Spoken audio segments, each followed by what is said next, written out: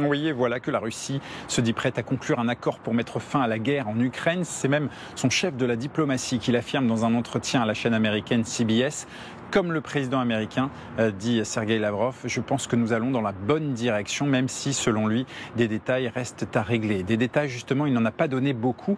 Et ces mots, d'ailleurs, surprennent, alors que Moscou a mené une opération de grande ampleur contre Kiev, des frappes qui ont fait au moins une douzaine de morts et des dizaines de blessés.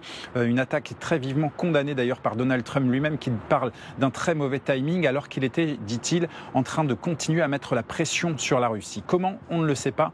D'ailleurs, en ce moment, il y a beaucoup de mots de la part des Américains comme des Russes, mais les intentions restent floues.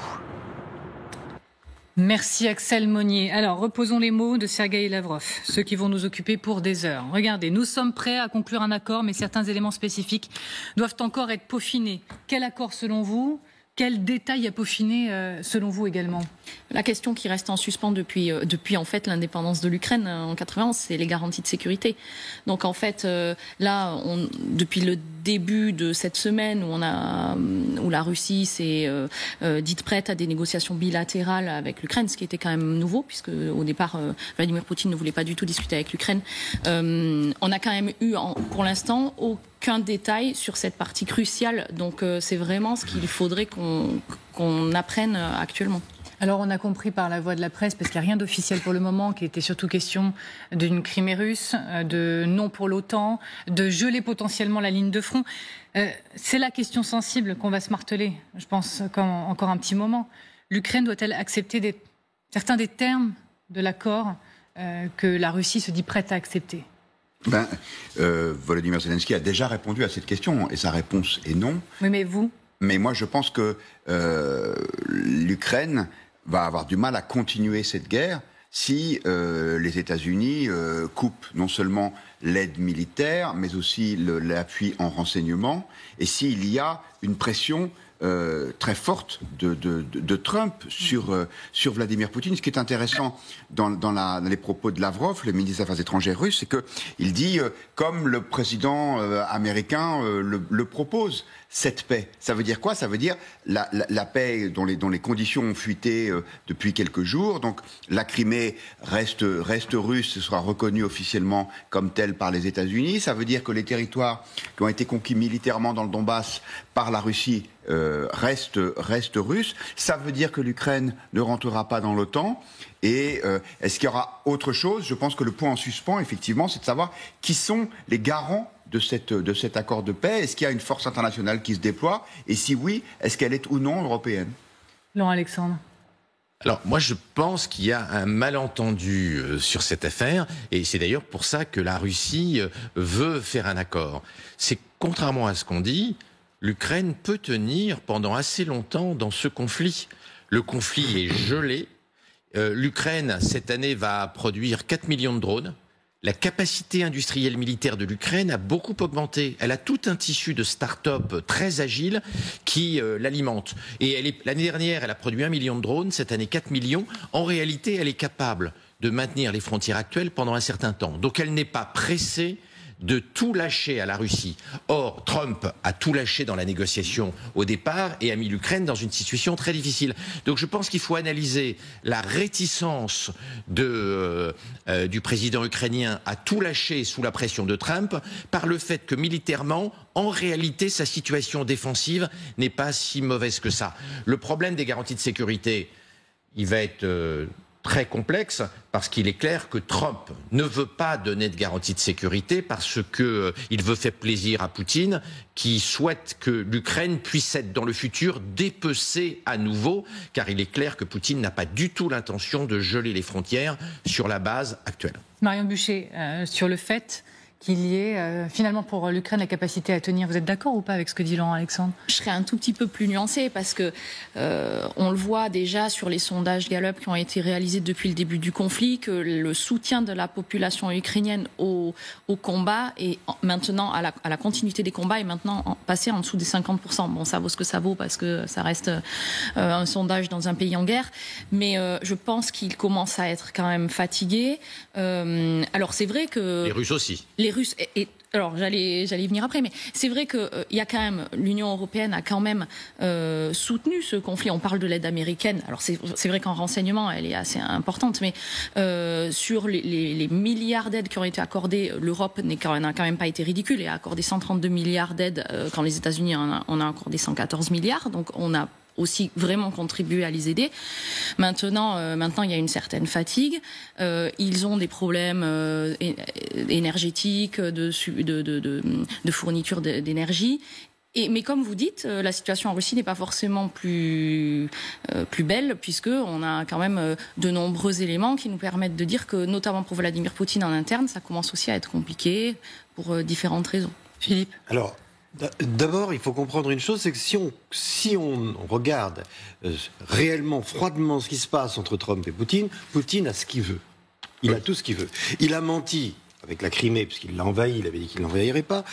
La Russie a menti parce que l'Ukraine a livré toutes ces armes nucléaires contre une sécurité qui n'a pas été garantie, on l'a vu, puisque la Russie a livré à la Russie, donc évidemment. Donc la Russie a attaqué, la Russie ment en permanence, la Crimée... nous, on voudrait bien, enfin plein de gens, moi pas, mais beaucoup de gens voudraient que, en gros, l'Ukraine renonce à la Crimée. Pourquoi ? Pour une raison très simple, c'est que la Russie fait peur. On sait que la Russie est dangereuse. Les gens n'aiment pas voir même la tête de Poutine à la télévision, ça les inquiète. Et ils ont raison d'ailleurs. Donc on se dit, mais donnons-lui la Crimée. Non, parce que après il voudra autre chose. C'est évident, il ne s'arrêtera pas là.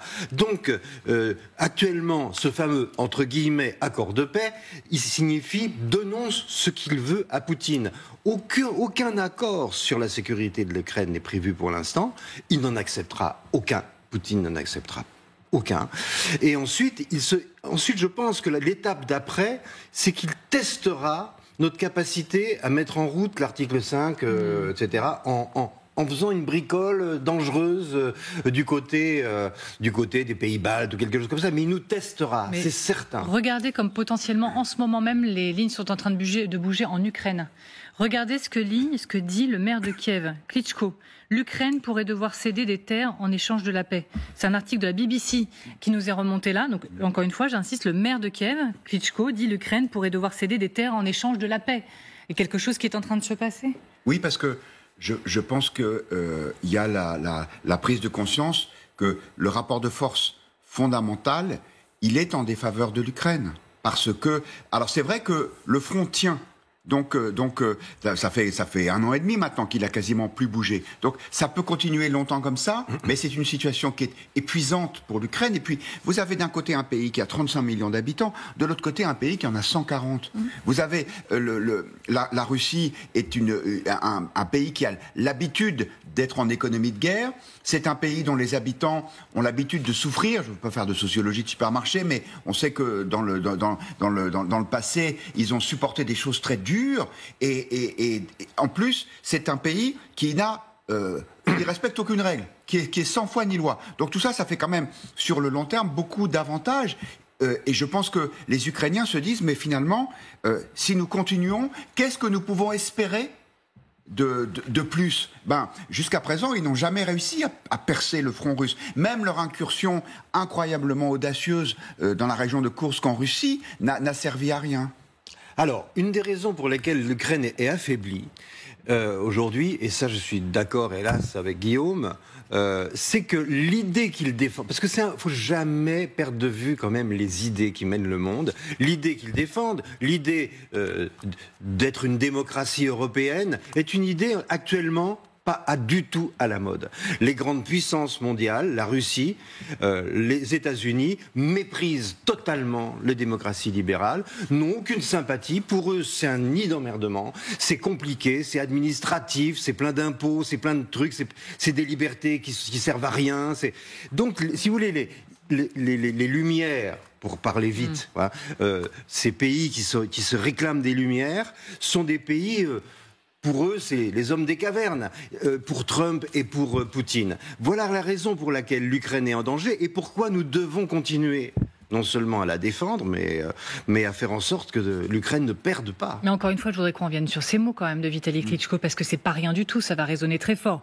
L'un des scénarios possibles est de céder du territoire. C'est pas juste, mais pour la paix, une paix temporaire, ça peut peut-être être une solution. Laurent Alexandre, est-ce qu'en effet, Kiev doit accepter de céder du terrain pour s'éviter des morts supplémentaires et pour avancer? La question, c'est que l'histoire a montré que face aux menteurs, et Poutine est un menteur, les accords ne tiennent jamais. L'Ukraine avait effectivement obtenu des garanties de sécurité, c'était avant Poutine, extrêmement fortes après la chute du mur et l'effondrement de l'URSS. Elle avait cédé toutes ses bombes atomiques, tous ses missiles nucléaires, et elle en avait énormément de l'arsenal de l'ex-Union soviétique. Elle a cédé toutes ses bombes atomiques à la Russie en échange d'une garantie de paix, d'une garantie de frontières. Cet accord, il a volé en éclats. L'Ukraine, bien sûr, a eu tort de céder l'arsenal nucléaire sans des garanties plus fortes. Aujourd'hui, que vaudront les garanties de sécurité? Rien. Et d'autant moins quelque chose que Poutine ne veut pas en donner et que le président américain n'en a rien à faire des garanties de sécurité. Donc l'Ukraine se méfie parce qu'elle s'est fait avoir à l'effondrement de l'Union soviétique sur cet accord nucléaire non respecté. Et maintenant, elle sait très bien que le réarmement de la Russie, il est foudroyant, extrêmement fort. La Russie se dirige vers pas loin de 10% du produit intérieur brut consacré à l'armement. Elle est en économie de guerre. Et donc, après une pause de 2 ou 3 ans, Poutine peut très bien réattaquer s'il n'y a pas de garantie de sécurité forte. Et il est clair que, même si aujourd'hui le front est stable, dans 1000 jours ou dans 1500 jours, l'explosion de l'arsenal russe fera que cette fois-ci, la Russie pourra aller pour de bon jusqu'à Kiev. C'est intéressant. En fait, j'ai l'impression que notre discussion, elle parle à la fois d'une rétrospective historique et de ce qui pourrait se passer au milieu, le point d'inflexion étant ce que veut vraiment Vladimir Poutine. Sur la rétrospective historique et le protocole de Budapest dont vous parliez, les garanties de sécurité, elles étaient quand même principalement négatives. On ne vous attaquera pas. C'était des engagements moraux. C'est ça. Donc il n'y avait pas de réelle coercition sur le fait de respecter ces garanties de sécurité. Comme vous le disiez tout à l'heure, le monde a changé et maintenant on est sur un monde qui est plus régi par le droit international mais qui va être plus régi par la loi du plus fort. Et donc si on n'a pas des garanties de sécurité qui sont extrêmement fortes, on ne va pas s'en sortir. Le fait est que quand même les objectifs de la Russie depuis l'indépendance de l'Ukraine, ils étaient en partie de 3 ordres. C'était la neutralité de l'Ukraine, qui n'a pas été non plus respectée, entre guillemets, avec les démarches vis-à-vis de l'OTAN. C'était la situation des minorités russes et qui a induit à l'attaque en Crimée. Et c'était le fait de garder les Russes à Sébastopol et donc ils aient l'accès à la mer Méditerranée. Donc, d'un point de vue russe, ces éléments-là qui étaient extrêmement importants pour eux, et ce depuis 30 ans, ils n'étaient pas d'actualité. D'où tout ce qu'on a vu derrière. Mais effectivement, la question de ce qu'il veut, effectivement, et des mensonges qu'on a observés depuis des années, de savoir si finalement il y aura l'invocation, le test de l'article 5 sur les pays scandinaves, elle se pose maintenant, à mon avis. Dans le même temps, au presse, le président américain, lui, il assure qu'il met une très forte pression sur Vladimir Poutine. On va le réécouter, puis je pense qu'on va pouvoir largement en reparler juste après. Regardez. Monsieur le Président, pourquoi ne mettez-vous pas plus de pression sur la Russie ? Je mets une forte pression.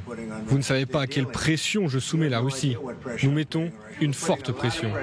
Pouvez-vous nous dire quel genre... Nous mettons une forte pression sur la Russie et la Russie le sait. Et certaines personnes qui en sont proches le savent. Sinon, ils ne parleraient pas en ce moment. Pourquoi vous avez soufflé comme ça en écoutant Trump? Pourquoi ça vous fait même rire? Parce que finalement, l'Ukraine étant un pays affaibli par la guerre, c'est une proie. L'Ukraine est une proie. Saignante, malade. Voilà, et c'est un combat de chien autour d'un os entre Poutine et Trump, autour d'une proie qui a des richesses. Parce qu'on est dans l'ère post-politique, pour eux, dans leur tête, on est dans l'ère post-politique, c'est l'ère du business, et on est dans l'ère post-démocratique, c'est l'ère des conquêtes, c'est l'heure des conquêtes pour eux. conquête notamment des terres rares, notamment des richesses de l'Ukraine. Ils en ont rien à foutre du système politique qui viendra en Ukraine. Les gens, les êtres humains qui vivent là sont des pions. Mais de là à écarter un coup de pression de Trump sur Poutine, vous n'y croyez pas un instant ? Bien sûr qu'il y a des coups de pression, comme deux chiens autour d'un os. L'Ukraine est une proie. On n'en sait rien. On est dans une phase de banalisation totale du mensonge. En plus. Trump ment 20 fois par jour, Poutine ment 20 fois par jour. On est dans une discussion entre menteurs. Alors que Zelensky, lui, n'est pas un menteur. Non. Donc, il est impossible de savoir si Trump exerce des pressions ou s'il ment, parce que c'est un menteur. Et nous ne sommes pas habitués à avoir des dirigeants des grands pays qui sont des populistes menteurs. Obama n'a jamais menti de sa carrière. Clinton ne mentait pas en politique. Je ne parle pas de sa vie privée. Avec Trump, on est rentré dans une banalisation terrible du mensonge. Et pour la première fois, le président des États-Unis est un aussi grand menteur que le président russe. Je pense que c'est très important. Et ça, c'est fondamental parce que l'Ukraine se méfie d'être encadrée de menteurs dont la parole ne vaut rien. Guillaume. Vous avez raison. Donald Trump ment régulièrement. Enfin, il est dans la post-vérité. C'est-à-dire que ce qui compte, c'est pas la réalité, c'est la façon dont il l'a décrit. Et ça a d'ailleurs été une force. C'est la définition du menteur ou du mythomane, quand même. Oui, certes, mais je m'étais donné juste un élément de contexte. Après, ce qui est nouveau, c'est qu'effectivement, il y a ce discours un peu offensif qui a commencé hier matin quand il a mis sur sa messagerie « Je ne suis pas content pour dénoncer les frappes russes sur Kiev » et il disait « Stop ». 5000 soldats meurent chaque semaine et donc il faut que cette guerre s'arrête. Ça, c'était quelque chose de relativement nouveau. Alors, est-ce que c'est juste un jeu de rôle ? Je ne sais pas. Moi, je n'exclus pas que Donald Trump soit assez convaincu des arguments que Marion Buchet développait à l'instant, c'est-à-dire que si l'Ukraine se tient tranquille et que si elle accepte une position de neutralité plutôt favorable aux Russes qu'elle n'aurait jamais dû quitter, les choses vont s'arranger. C'est-à-dire que lui ne voit pas, à mon avis, la Russie comme une puissance qui rêve, après l'Ukraine, de s'en prendre aux pays baltes, voire à certaines régions russophones des pays de l'Est en y soulevant des troubles. Et donc il se dit, mais je ne comprends pas pourquoi est-ce qu'on ne fait pas la paix, puisque j'ai proposé un plan, ce sera l'avantage de tout le monde, ce sera bon pour le business, et en plus, la Russie ayant obtenu ce qu'elle voudra, elle se calmera. La vérité, c'est que personne ne sait où la Russie va s'arrêter. Et donc, c'est effectivement très dangereux de lui donner une sorte de chèque en blanc. Mais le problème, c'est que l'Ukraine, aujourd'hui, elle peut tenir, mais elle ne peut plus renverser le cours de cette guerre. Alors, bien sûr, la question des journalistes a tourné aussi autour de la nature de cette pression que Trump a su remettre sur Poutine. Élément de réponse de Trump, là encore, on en reparle juste après. Je n'ai pas aimé la nuit dernière. Je n'étais pas satisfait. Nous étions en train de parler de paix et des missiles ont été tirés. Je n'étais pas content, c'est ce que je voulais dire. Si les bombes continuent de tomber, envisagerez-vous des sanctions supplémentaires contre la Russie ? Que ferez-vous ? Je préfère répondre à cette question dans une semaine. Je veux voir si nous pouvons conclure un accord. Il n'y a aucune raison d'y répondre maintenant, mais je ne serai pas heureux. Des choses se produiront. Des choses se produiront. Si pas d'accord, des choses se produiront. Quelles choses pourraient se produire s'il n'y a pas d'accord ? En fait, moi, je vois deux choses qui peuvent embêter Vladimir Poutine actuellement. C'est le fait de continuer, voire de renforcer l'aide américaine à l'Ukraine. Le problème, c'est l'impopularité de cette mesure en interne, alors qu'à côté de ça, on a licencié des centaines de milliers de fonctionnaires aux États-Unis. Donc, est-ce que l'opinion publique américaine va accepter ça ? Et la deuxième, c'est tout ce qui est sanctions économiques qui commencent vraiment à peser sur l'économie russe. On l'a vu, une inflation à deux chiffres, des problèmes sur le marché de l'emploi, et qui fait que Vladimir Poutine était quand même extrêmement motivé par le fait de réintégrer le système SWIFT, d'avoir une levée des sanctions. Donc ça, c'est les deux seules choses qui, à mon sens, peuvent encore être des éléments de négo. Bon, Alexandre. Je pense que vous prenez votre élan. Les deux sont soumis à des pressions fortes. La guerre n'est pas si populaire que ça en Russie. Les mamouchkas, les mamans russes reçoivent un nombre respectable de cercueils de leurs enfants chaque semaine. Il n'y a pas un soutien très fort, malgré la dictature exercée sur les médias, pour la guerre. Et la situation économique du pays n'est pas si bonne que ça. Si on sort de Moscou et de Leningrad, la Russie reste un pays très pauvre. L'espérance de vie, elle est 10 fois plus faible. Elle est 10 ans plus faible qu'elle est en Europe de l'Ouest. La Russie est encore un pays pauvre, un pays attardé. Les campagnes sont attardées. On y meurt très jeune en Russie. Donc le soutien à la guerre, il n'est pas si important que ça. Le poids, la puissance de Poutine en interne, en fait, elle est plus fragile qu'on l'imagine. Donc il y a une pression qui s'exerce sur Poutine, et puis il y a aussi une pression qui s'exerce sur Trump. L'échec de la politique des tarifs, elle est ressentie par l'opinion. La remontée de l'inflation, elle est ressentie par l'opinion. Et puis, le programme MOSC de réduction de 2000 milliards de dollars du déficit a échoué. La réduction du déficit, elle est de 0. C'est-à-dire, c'est un échec comme on n'en a jamais vu en matière de réduction des finances publiques. C'est pire que ce que l'on fait en France depuis 30 ans. Donc, il n'y a pas beaucoup de marge de manœuvre budgétaire du fait de l'échec de MOSC sur la réduction des dépenses publiques aux États-Unis. Donc, de réaugmenter, comme le disait Madame, de réaugmenter l'aide des États-Unis à l'Ukraine n'est pas simple non plus dans ce contexte où les objectifs de réduction du déficit ont totalement échoué. Philippe. C'est vrai que la guerre n'est pas populaire, mais si vous voulez, les gens sont tellement affaiblis en Russie, ils n'ont tellement peu de droits, ils n'ont tellement pas droit à la parole. Il est impossible de faire des enquêtes d'opinion crédibles dans les dictatures, parce que les gens, c'est déclaratif, ils n'arrivent pas à parler. Donc, une des faiblesses, évidemment, le danger permanent qu'encourt ce genre de régime, ce serait une révolution, parce que c'est insupportable. Non seulement les jeunes vont mourir à la guerre, mais en plus, quand ils ne sont pas à la guerre, ils sont dans un pays totalitaire. Pour autant, croyez-vous que des choses se produiront en effet s'il n'y a pas d'accord, que Trump a ce levier de pression sur la Russie s'il n'y a pas d'accord? Je pense que ça va durer encore un moment, parce que cette idéologie qui les tient ensemble, ce Trump et Poutine, elle est neuve, elle est assez neuve. Et elle est assez dynamique. Et aujourd'hui, ils ont pour eux une espèce d'accablement populaire. Les gens sont accablés, ils ne bougent pas. Les gens sont même accablés par Trump. Alors ils ne sont pas d'accord, il y a qu'à voir les sondages d'opinion récents qui montrent que Trump est au plus bas, c'est que de popularité est très faible. Néanmoins, les gens sont sous le choc. Je pense qu'il ne se passera rien de spectaculaire dans les temps qui viennent. Guillaume. Et puis la force de Poutine, c'est que il fait ce qu'il veut. Et c'est l'une des causes probablement de l'énervement de Trump, c'est que à chaque fois que les États-Unis tendent la main à la Russie, souvenez-vous de la rencontre à Saint-Pétersbourg entre Witkoff, l'envoyé spécial de Trump, et Vladimir Poutine. Vous savez, au moment où l'Américain a mis la main sur le cœur pour dire à quel point Poutine était son ami. Quelques heures après, il y avait le bombardement de Soumy sur Soumy, qui était une frappe délibérée de civils. Là, il y a eu ces propositions qui ont fuité dans la presse d'un plan de paix.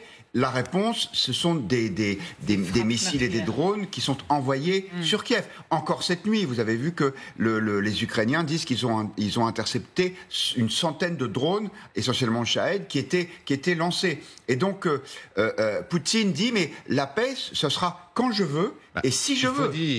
Il faut dire que face à Lavrov, qui est un grand professionnel de la géopolitique, et puis Poutine, qui est un mec assez sérieux dans la négociation, Trump a envoyé quelqu'un qui était un amateur, qui n'était pas du tout un pro, et qui s'est fait rouler dans la farine par le couple Lavrov-Poutine de façon absolument lamentable et très naïve.